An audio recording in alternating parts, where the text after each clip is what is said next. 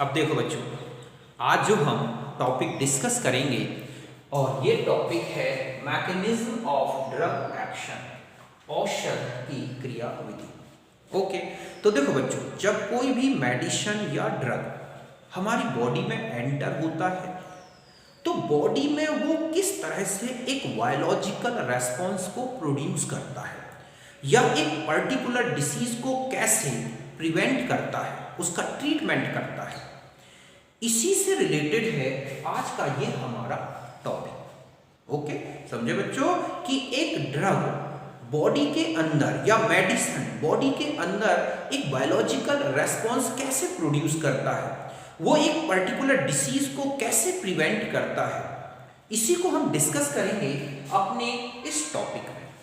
वैसे तो जो ड्रग हैं या मेडिसिन्स हैं, इनकी एक्शन को एक्सप्लेन करने के लिए डिफरेंट टाइप्स की मैकेनिज्म दी गई हैं, बट उन सारी मैकेनिज्म को हम डिस्कस नहीं कर सकते। उनमें से केवल उस मैकेनिज्म को हम डिस्कस करेंगे जो हमारे सिलेबस से रिलेटेड है। ओके, और ये मैकेनिज्म है ड्रग टारगेट इंटरएक्शन। ओके, अब देखो बच्चों, जब कोई भी ड्रग बॉडी में एंटर होता है तो वो जो ड्रग या मेडिसिन है वो तब तक अपना एक बायोलॉजिकल रेस्पॉन्स प्रोड्यूस नहीं कर सकता जब तक कि वो किसी मॉलिक्यूल से, किसी रिसेप्टर से इंटरैक्ट ना हो। तो बॉडी में ऐसे biomolecules like as proteins, enzymes, lipids, nucleic acids या फिर रिसेप्टर्स जो कि किससे, ड्रग से या मेडिसिन से इंटरैक्ट होते हैं, उनको बोला जाता है ड्रग टारगेट। समझे ना कि बॉडी में जो मेडिसिन है या ड्रग जब एंटर होगा और वो तभी बायोलॉजिकल रेस्पॉन्स देगा, एक थेरेप्यूटिक इफेक्ट तभी प्रोड्यूस करेगा जब वो किसी पर्टिकुलर मॉलिक्यूल से या हम कहें रिसेप्टर से क्या करे, इंटरैक्ट करे। और ये इंटरैक्शन बहुत ही स्पेसिफिक होती है। ऐसा नहीं कि जो भी ड्रग हम ले रहे हैं वो पर्टिकुलर के मतलब किसी भी जाके मॉलिक्यूल से इंटरैक्ट हो जाए और एक थेरेप्यूटिक इफेक्ट प्रोड्यूस कर दे। ये बहुत ही स्पेसिफिक इंटरैक्शन होती है। तो बॉडी में ऐसे पार्टिकल्स, ऐसे मॉलिक्यूल्स, रिसेप्टर्स जो कि ड्रग से या मेडिसिन से इंटरैक्ट होते हैं और एक थेरेप्यूटिक इफेक्ट प्रोड्यूस करते हैं, उनको बोला जाता है ड्रग टारगेट या टारगेट मॉलिक्यूल्स या रिसेप्टर्स। जब ये ड्रग इनके साथ इंटरैक्ट होते हैं तो एक प्रकार का थेरेप्यूटिक इफेक्ट प्रोड्यूस होता है और यही इफेक्ट क्या करता है, एक पर्टिकुलर डिसीज के ट्रीटमेंट में हेल्पफुल होता है। हम एक ड्रग लेते हैं या मेडिसिन लेते हैं तो वो एक पर्टिकुलर डिसीज को ही ट्रीट करता है या उसका प्रिवेंशन करता है। ऐसा नहीं कि हर मेडिसिन एक ही डिसीज को ट्रीट करे या हर एक डिसीज एक ही मेडिसिन से ठीक हो जाए, ऐसा नहीं है। ये ऐसा इसलिए है क्योंकि ये जो ड्रग और टारगेट इंटरैक्शन है बहुत ही स्पेसिफिक होती है। ओके, यही मैंने यहां लिखा है ड्रग टारगेट इंटरैक्शन के different types of biomolecules in body. ठीक है, एंजाइम्स हैं, प्रोटीन्स हैं, रिसेप्टर्स हैं, एक्सेट्रा और act as a drug target. समझ गए बच्चों कि जो हमारे बॉडी में बायोमॉलिक्यूल्स हैं जिन्हें हम पढ़ चुके हैं, डिस्कस कर चुके हैं, प्रोटीन्स हैं, विटामिन्स हैं, हार्मोन्स हैं, ये पर्टिकुलर क्या करते हैं, जो ड्रग्स होते हैं या मेडिसिन, उनके लिए एक ड्रग टारगेट या एक टारगेट की तरह वर्क करते हैं। Because drugs interact with such target molecules और रिसेप्टर्स, अभी मैं रिसेप्टर्स के बारे में बताऊंगा, and produce therapeutic effect which is useful for treatment of disease. इनकी इंटरैक्शन से जो इफेक्ट आता है उसी इफेक्ट से ही हमारी डिसीज का ट्रीटमेंट होता है, प्रिवेंशन होता है। समझ गए ना? This interaction studied with enzyme and receptors. अब यहां पर जो इंटरैक्शन है मेडिसिन की किसके साथ, टारगेट के साथ, वो लिपिड्स के साथ भी होती है, कार्बोहाइड्रेट्स के साथ भी होती है, प्रोटीन्स के साथ भी होती है, एंजाइम्स के साथ भी होती है, रिसेप्टर्स के साथ भी होती है।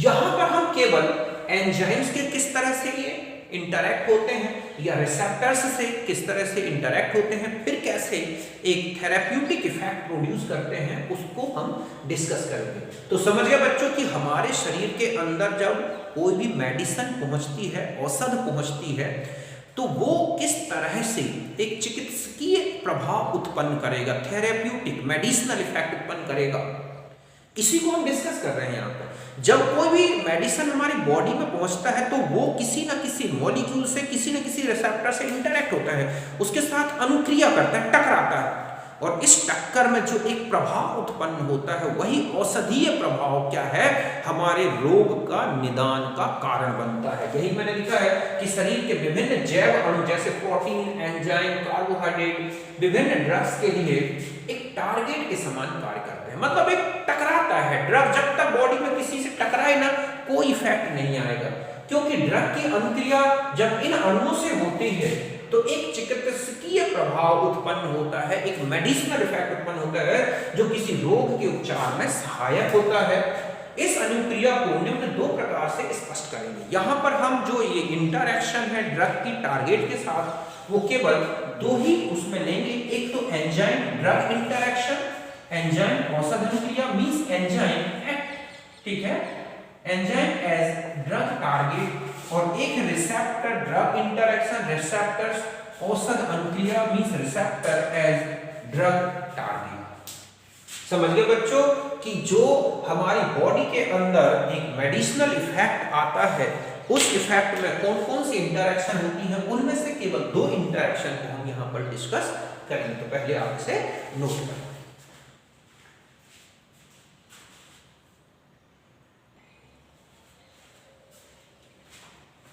अब देखो बच्चों, अब हम आ जाएंगे ये जो मैकेनिज्म है एंजाइम ड्रग इंटरैक्शन, इसको डिटेल में समझते हैं। ओके, एंजाइम औषध अनुक्रिया। तो देखो बच्चों, हम जानते हैं कि हमारी बॉडी में जो एंजाइम्स होते हैं उनका वर्क क्या है, एक बायोलॉजिकल बायोकेमिकल रिएक्शंस जो होती हैं उनको कैटेलाइज्ड करना।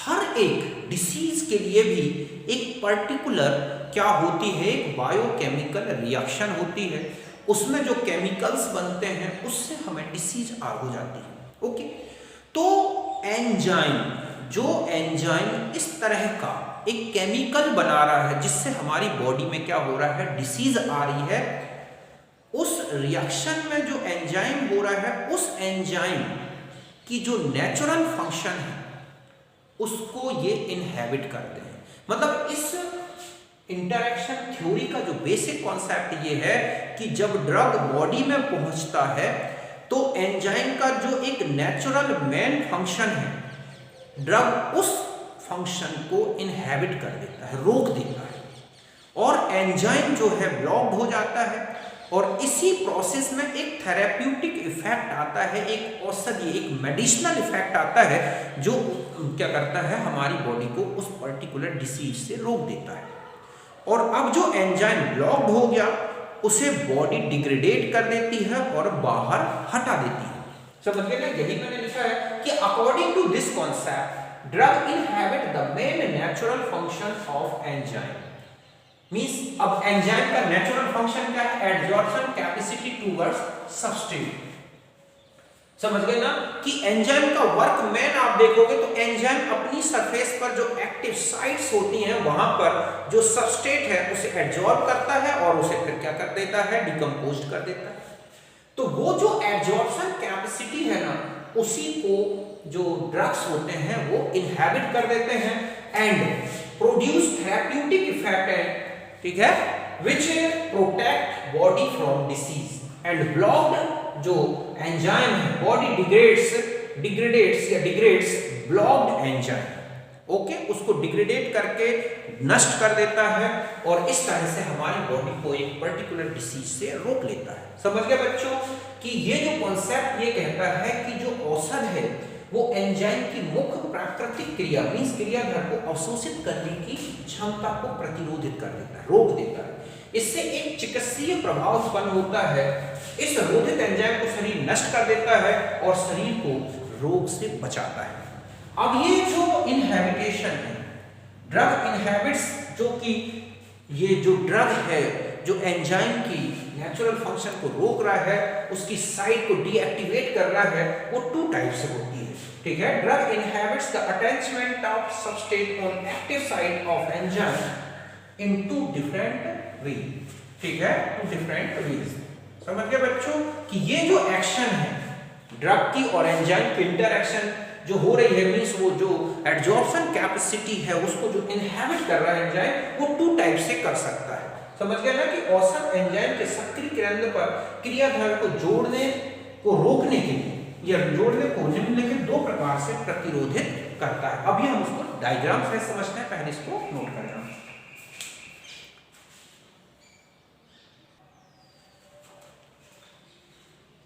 अब देखो बच्चों, अभी मैंने बताया आपको कि जो एंजाइम और ड्रग जो इंटरएक्शन है, ठीक है, मींस जो कि ड्रग एंजाइम की जो नेचुरल एक्शन है उसको जब रोकता है, इनहिबिट करता है, तो 2 टाइप्स की मैकेनिज्म यूज करता है। एक तो होता है कि drug competes, okay, competes with the natural substrate for active site. Such drugs जो है या such drugs is called competitive drug. जब जो एंजाइम है उस एंजाइम की एक्टिव साइड में कौन आके फिट हो रहा है, सपोज ये एंजाइम और ये इसकी एक्टिव साइड है, ये है सब्सट्रेट नेचुरल जो यहाँ फिट होना है, तो यहाँ पर जब ड्रग भी आ जाता है तो इन दोनों के बीच में एक कॉम्पिटिशन होता है, और ऐसे में सब्सट्रेट यहाँ फिट हो, इससे पहले कौन फिट हो गया, ड्रग।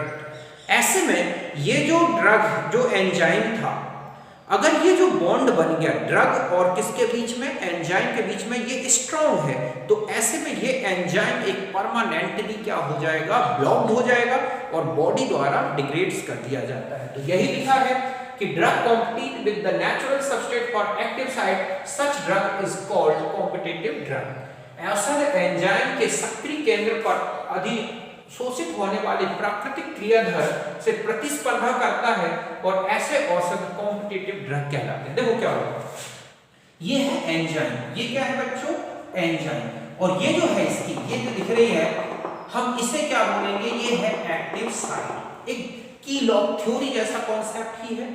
तो ये है एक्टिव साइट, यहां पर वही सबस्ट्रेट फिट होता है जो इसकी स्ट्रक्चर और इसकी स्ट्रक्चर एक दूसरे का कॉम्प्लीमेंट्री होता है। तो ऐसे में जब कोई ऐसा ड्रग आ जाता है जो कि सबस्ट्रेट के जैसा ही एक कॉम्प्लीमेंट्री स्ट्रक्चर रखता है, तो ये ड्रग इस सबस्ट्रेट को यहाँ एब्जॉर्ब होने दे, पहले वो एब्जॉर्ब हो जाता है और इस तरह से उस एक्टिव साइट में फिट हो गया। तो वहां सबस्ट्रेट फिट नहीं हो पाया।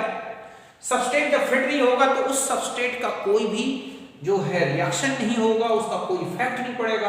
और ये एंजाइम, अब ये जो बॉन्ड बन गया इन दोनों के बीच में, एंजाइम की एक्टिव साइट और ये जो ड्रग है, इनके बीच में जो ये बॉन्ड बना, अगर ये एक स्ट्रॉन्ग बॉन्ड होता है तो फिर सबस्ट्रेट इसको सब्स्टिट्यूट नहीं कर सकता और एंजाइम परमानेंटली ब्लॉक हो जाता है। समझ गए ना, ये लिखा कि if enzyme drug bond is strong then can not broken easily, then the enzyme is blocked.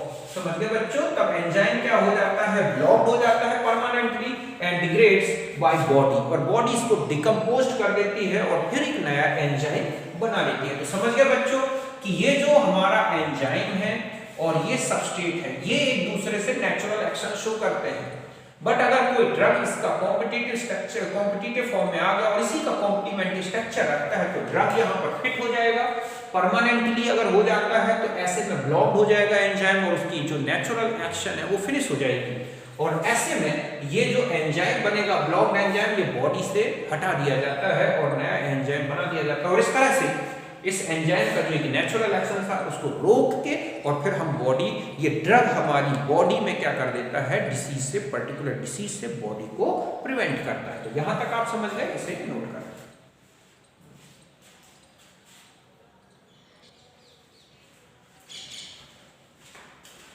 अब देखो बच्चों, नेक्स्ट आता है कि दूसरी पोजीशन जो आपने पहला देखा कि वो एक्टिव साइट में फिट हो रहा था ड्रग, दूसरा ये बोला गया कि ये है एंजाइम और ये है इसकी एक ऐसी साइट जो एक्टिव साइट से अलग है। तो ये क्या होता है, इस कॉन्सेप्ट में ये बोला गया कि जो ड्रग है वो एंजाइम की बॉडी की किसी दूसरे साइट में फिट हो जाता है, इसे बोलते हैं एलोस्टेरिक साइट। और ऐसा फिट होने से जो एक्टिव साइट का शेप है या स्ट्रक्चर है वो बदल जाता है। जब ये बदल जाता है तो सबस्ट्रेट उसमें फिट नहीं हो पाता, मींस अब ये इधर आएगा तो यहाँ पर ये फिट नहीं होगा और एंजाइम का जो नेचुरल एक्शन है वो फिनिश हो जाता है। तो यही लिखा है कि drug bind the different site of enzyme, then active site which is called, ठीक है, which is called allosteric site and changes the shape of active site. The substrate cannot be interact with such site, ठीक है। Such drugs are called competitive inhibitors. समझ गए बच्चों कि enzyme औसत जो है एंजाइम के किसी अन्य भाग जिसको बोला गया है एलोस्टेरिक साइट में जुड़ जाता है, जिससे एंजाइम की सक्रिय केंद्र की संरचना बदल गई। अब यहाँ पर जो सबस्ट्रेट फिट होता वो फिट नहीं हो पाता और एंजाइम की एक नेचुरल एक्शन फिनिश हो जाती है। और इस बेस पर फिर एंजाइम किसी भी प्रकार से बायोलॉजिकल बायोकेमिकल रिएक्शन को कैटेलाइज नहीं करता और हमारी बॉडी एक डिसीज से बच जाती है। तो दो प्रकार से एंजाइम की जो नेचुरल एक्शन है वो ड्रग्स से क्या हो जाती है, इफेक्टेड हो जाती है और एंजाइम इस तरह से सबस्ट्रेट के साथ नहीं जुड़ता और एक बायोलॉजिकल रिस्पॉन्स ऐसा आता है एंजाइम और ड्रग्स की इंटरेक्शन का जिसका एक थेरेप्यूटिक इफेक्ट होता है और बॉडी एक पर्टिकुलर डिसीज से क्या हो जाती है, बच जाती है। वो सबस्ट्रेट जो वो डिसीज को प्रोड्यूस करता वो सबस्ट्रेट एंजाइम के साथ नहीं जुड़ता और बॉडी हमारी उस डिसीज से प्रिवेंट हो जाती है और हम बच जाते हैं और इस तरह से एक ड्रग का थेरेप्यूटिक इफेक्ट प्रोड्यूस हो जाता है। तो यहां तक बात समझ गए, इसे नोट करें।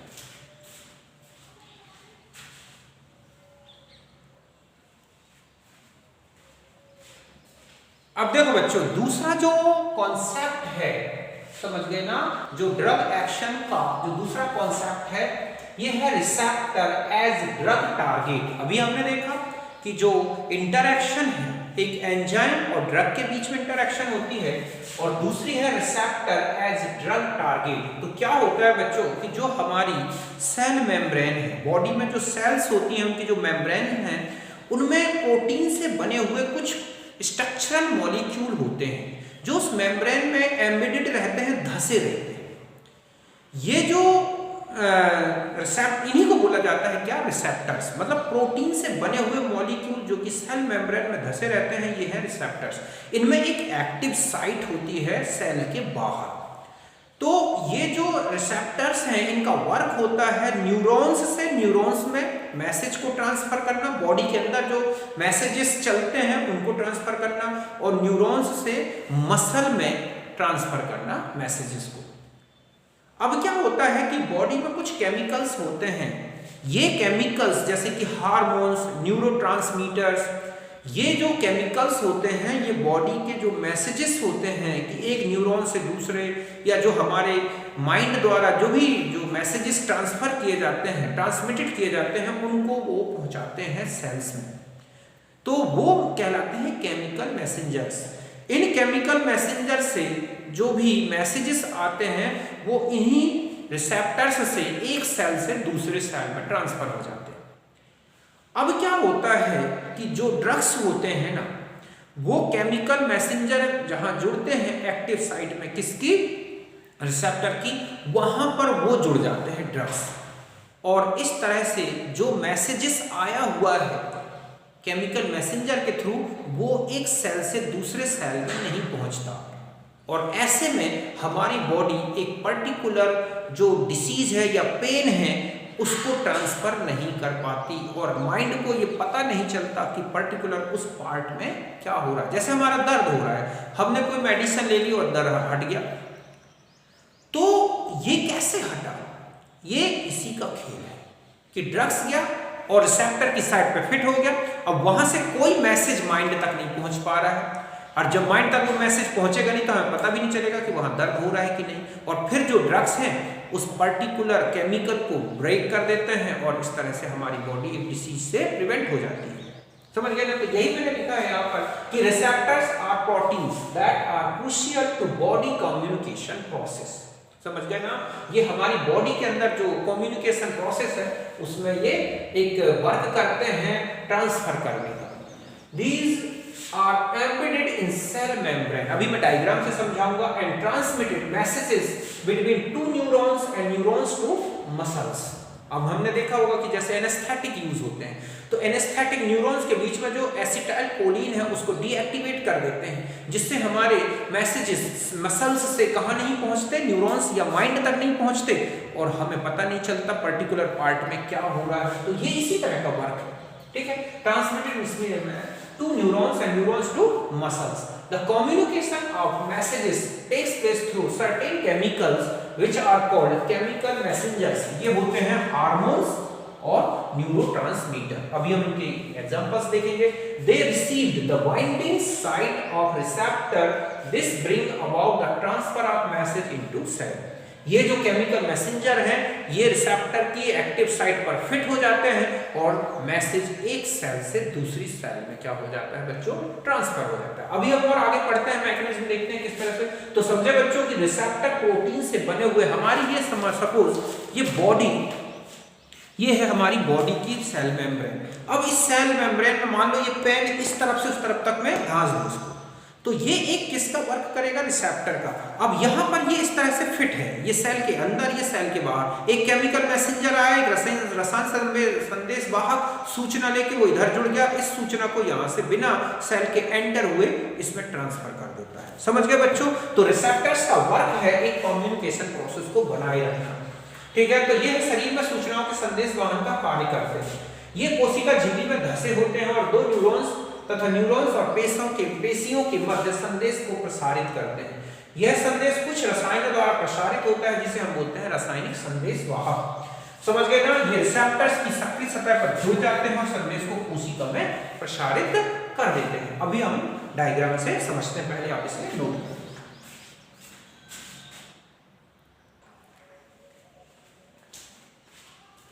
अब देखो बच्चों, अभी मैंने आपको बताया कि जो केमिकल मैसेंजर्स होते हैं वो रिसेप्टर की सरफेस पर जो एक्टिव साइट है, ये जो देख रहे हैं आप, ये है active site of receptor, okay.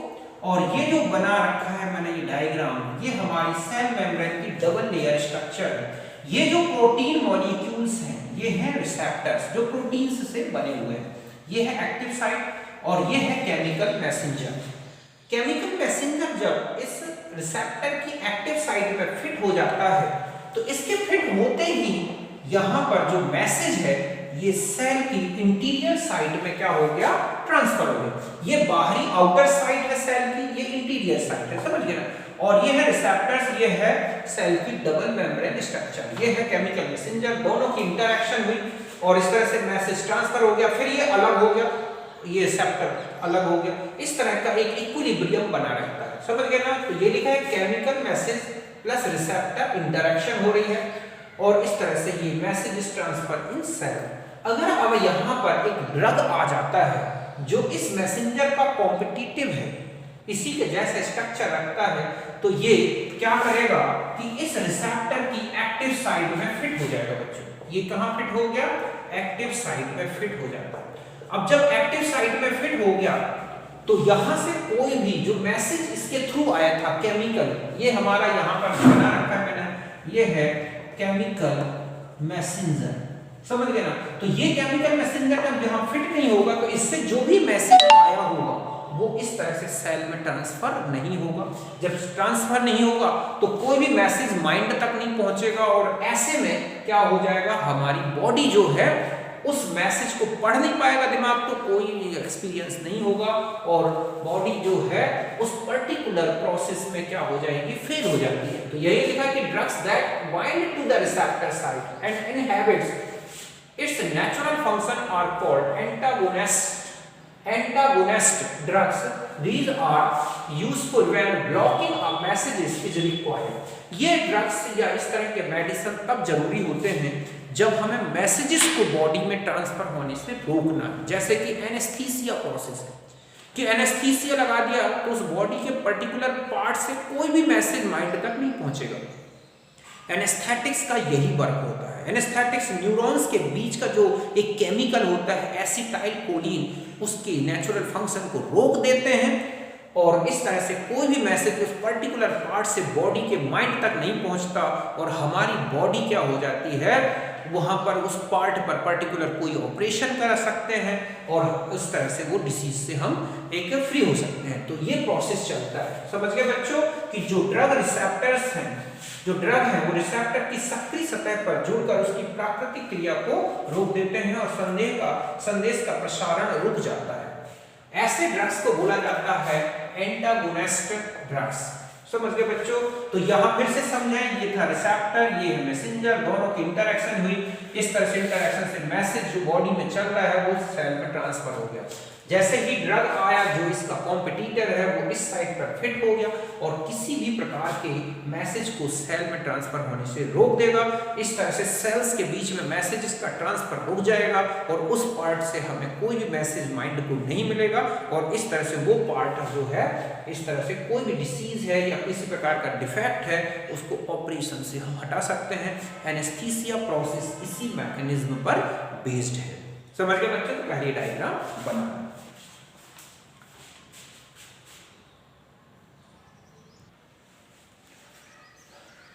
अब देखो बच्चों, कुछ इंपॉर्टेंट जो केमिकल मैसेंजर्स होते हैं, ठीक है, वो है, एक तो होते हैं हार्मोन्स। इन हार्मोन्स की मैं डिटेल पहले ही बता चुका हूं। हम जानते हैं कि हार्मोन्स केमिकल्स हैं जो कि बॉडी के किसी पार्ट में बनते हैं, ब्लड के थ्रू पर्टिकुलर एक बॉडी के दूसरे पार्ट में पहुंचकर और वहां पर अपना फिजिकल फंक्शन शो करते हैं। तो एक तो वो होते हैं और दूसरे होते हैं न्यूरोट्रांसमीटर। ये एक्ट होते हैं न्यूरॉन्स और न्यूरॉन्स तथा मसल्स के बीच में। इनमें से एक है डोपामाइन, सेरोटोनिन, एसिटाइलकोलिन और एड्रेनालिन। ठीक है, तो देखो इनकी ये स्ट्रक्चर है, एसिटाइलकोलिन, डोपामाइन, सेरोटोनिन, एड्रेनालिन, इस तरह से ये एक केमिकल मैसेंजर्स है। तो ऑब्जेक्ट होता है कि इनमें से कौन सा केमिकल मैसेंजर है, तो ध्यान रखें ये है, और एक तो हार्मोन्स होते हैं। तो ये कुल मिला के मैंने आपको किसी भी ड्रग की किस तरह से बॉडी के पर्टिकुलर पार्ट में या बॉडी में किस तरह से बायोलॉजिकल रेस्पॉन्स होता है, इसको हम कैसे एक्सप्लेन करें, तो मैंने दो मैकेनिज्म बता दी। इन मैकेनिज्म को अच्छी तरह देखें, समझें, बुक से भी देखें। फिर हम अब जो नेक्स्ट पार्ट लेंगे बच्चों, वहाँ पर हम डिफरेंट टाइप्स के जो ड्रग्स हैं उनको डिस्कस करेंगे। ओके, तो मिलते हैं नेक्स्ट वीडियो में, तब तक के लिए नमस्कार, थैंक यू।